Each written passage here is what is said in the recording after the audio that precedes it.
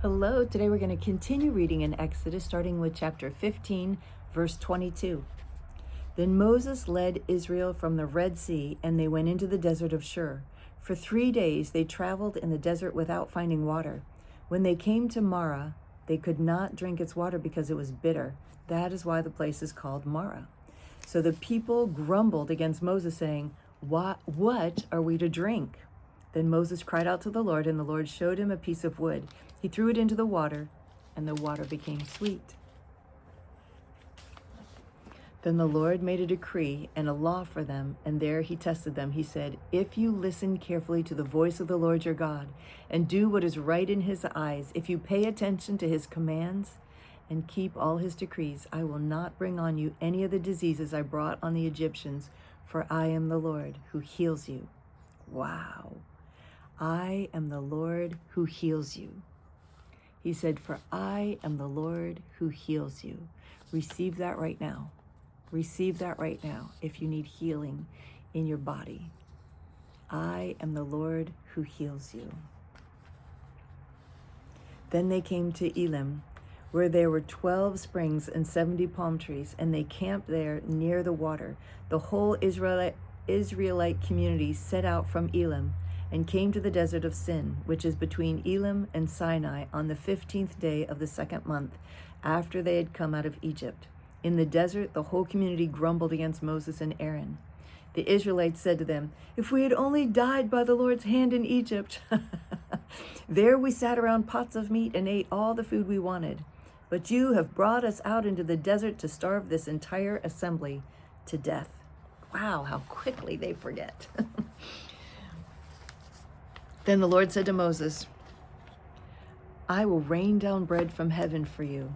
The people are to go out each day and gather enough for the bread.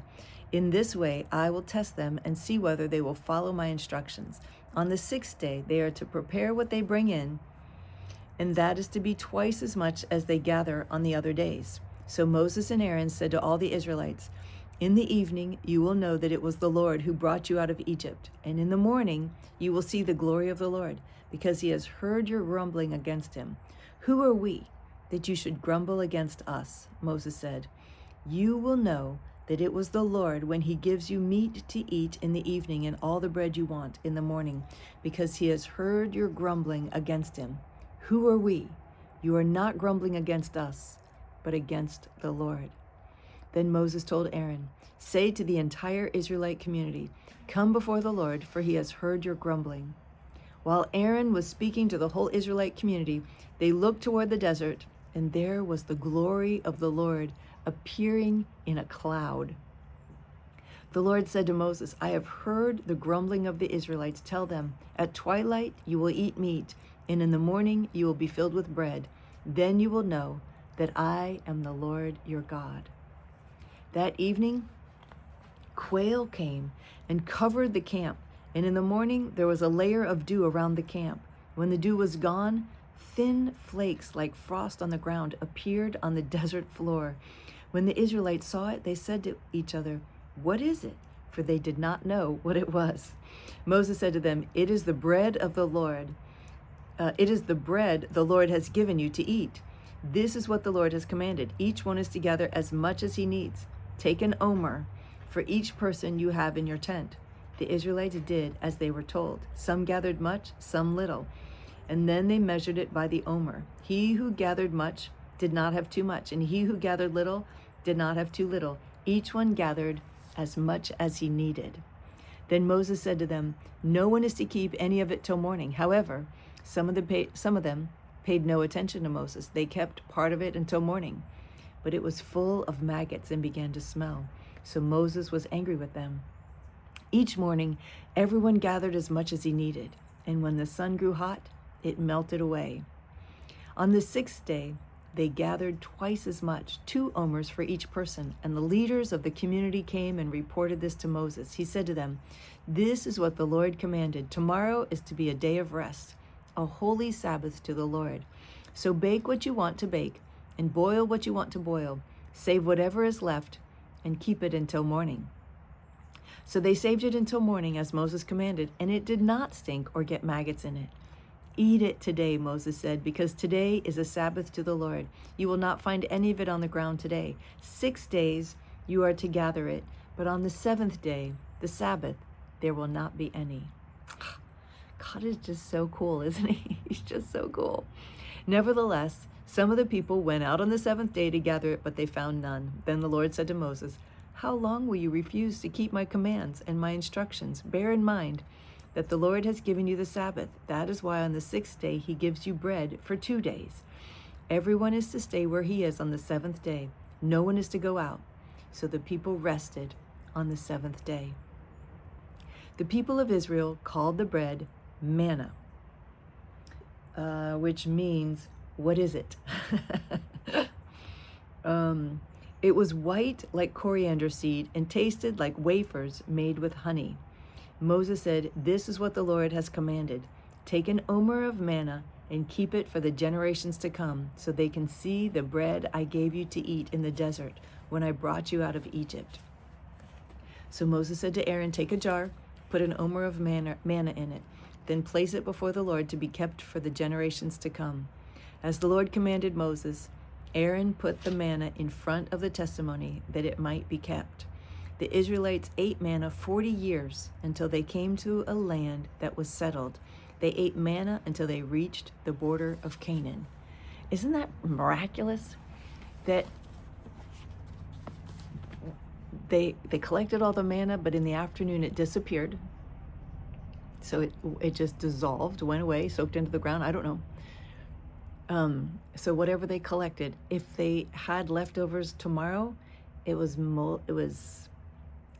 went bad and was full of maggots, stunk and was full of maggots. And yet on Sunday, it didn't do that. And what he put in the jar in the tent of meeting never went bad. Never went bad. It stayed forever. It is truly bread from the Lord, heavenly bread.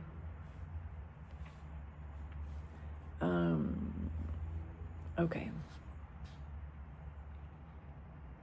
So we'll pick up in Exodus 17, verse 1. The whole Israelite community set out from the desert of Sin, traveling from place to place as the Lord commanded. They camped at Rephidim, but there was no water for the people to drink. So they quarreled with Moses and said, "Give us water to drink." Moses replied, "Why do you quarrel with me? Why do you put the Lord to the test?" But the people were thirsty for water there, and they grumbled against Moses. They said, "Why did you bring us up out of Egypt to make us and our children and livestock die of thirst?" Then Moses cried out to the Lord, "What am I to do with these people? They are almost ready to stone me." The Lord answered Moses, "Walk on ahead of the people. Take with you some of the elders of Israel, and take in your hand the staff with which you struck the Nile, and go. I will stand there before you by the rock at Horeb. Strike the rock, and water will come out of it for the people to drink." So Moses did this in the sight of the elders of Israel, and he called the place Massah, means testing, and Meribah, because the Israelites quarreled and because they were tested. Because they tested the Lord, saying, "Is the Lord among us or not?" The Amalekites came and attacked the Israelites. The Amalekites came and attacked the Israelites at Rephidim. Moses said to Joshua, "Choose some of our men and go out to fight the Amalekites. Tomorrow I will stand on top of the hill with the staff of God in my hands." So Joshua fought the Amalekites as Moses had ordered, and Moses, Aaron, and Hur went to the top of the hill. As long as Moses held up his hands, the Israelites were winning. But whenever he lowered his hands, the Amalekites were winning. When Moses' hands grew tired, they took a stone and put it under him, and he sat on it. Aaron and Hur held his hands up, one on one side, one on the other, so that his hands remained steady till sunset. So Joshua overcame the Amalekite army with the sword. Then the Lord said to Moses, "Write this on a scroll as something to be remembered, and make sure that Joshua hears it, because I will completely blot out the memory of Amalek from under heaven."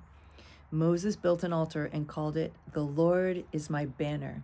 He said, "For hands were lifted up to the throne of the Lord." The Lord will be at war against the Amalekites from generation to generation. Now Jethro, the priest of Midian and father-in-law of Moses, heard of everything God had done for Moses and for his people Israel, and how the Lord had brought Israel out of Egypt. After Moses had sent away his wife Zipporah, his father-in-law Jethro received her and her 2 sons. One son was named Gershom, for Moses said, I have become an alien in a foreign land. And the other was named Eleazar, for he said, my father's God was my helper. He saved me from the sword of Pharaoh. Jethro, Moses' father-in-law, together with Moses' sons and wife, came to him in the desert where he was camped near the mountain of God. Jethro had sent word to him, I, your father-in-law Jethro, am coming to you with your wife and your 2 sons. So Moses went out to meet his father-in-law and bowed down and kissed him. They greeted each other and then went into the tent. Moses told his father-in-law about everything the Lord had done to Pharaoh and to the Egyptians for Israel's sake, and about all the hardships they had met along the way, and how the Lord had saved them. Jethro was delighted to hear about all the good news the Lord had done for Israel in rescuing them from the hand of the Egyptians. He said, praise be to the Lord, who rescued you from the hand of the Egyptians and of Pharaoh, and who rescued the people from the hand of the Egyptians. Now I know that the Lord is greater than all other gods, for he did this to those who had treated Israel arrogantly. Then Jethro, Moses' father-in-law, brought a burnt offering and other sacrifices to God. And Aaron came with all the elders of Israel to eat bread with Moses' father-in-law in the presence of God. The next day Moses took his seat to serve as judge for the people, and they stood around him from morning until evening. When his father-in-law saw all that Moses was doing for the people, he said, what is this you're doing for the people? Why do you sit alone as judge while all these people stand around you from morning until evening? Moses answered him, because the people come to me to seek God's will. Whenever they have a dispute, it is brought to me, and I decide between the parties and inform them of God's decrees and laws. Moses' father-in-law replied, what you're doing is not good. You and these people who come to you will only wear yourselves out. The work is too heavy for you. You cannot handle it alone. Listen now to me, and I will give you some advice, and may God be with you. You must be the people's representative before God, and bring their disputes to him. Teach them the decrees and the laws, and show them the way to live and the duties they are to perform. But select capable men from all the people, men who fear God, trustworthy men who hate dishonest gain, and appoint them as officials over thousands, hundreds, fifties, and tens. Have them serve as judges for the people at all times, but have them bring every difficult case to you. The simple cases they can decide themselves. That will make your load lighter, because they will share it with you. If you do this, and God so commands, you will be able to stand the strain, and all these people will go home satisfied. Moses listened to his father-in-law and did everything he said. He chose capable men from all Israel and made them leaders of the people, officials over thousands, hundreds, fifties, and tens. They served as judges for the people at all times. The difficult cases they brought to Moses, but the simple ones they decided themselves. Then Moses sent his father-in-law on his way, and Jethro returned to his own country. Yes, thank God for fathers and father-in-laws, right? We're so grateful for fathers in our nation and our families in our nation. So thank you for joining me again today. It's always a pleasure to read with you. I love you so much.